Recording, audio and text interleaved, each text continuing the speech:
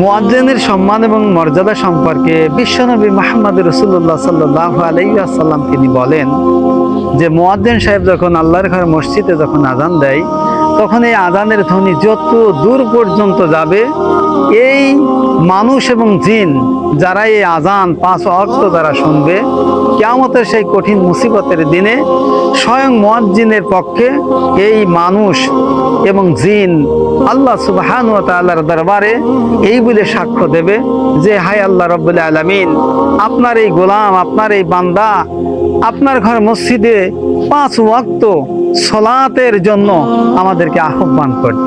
তাই আসুন আমরা সকলেই মুয়াজ্জিনকে সম্মান করি, মুয়াজ্জিনকে ভালোবাসি এবং মুয়াজ্জিনের যে দায়িত্ব, এই দায়িত্বটা পালন করে এরকম সম্মানিত যাতে হতে পারি, আল্লাহ পাক আমাদের সকলকেই তৌফিক দান করুক।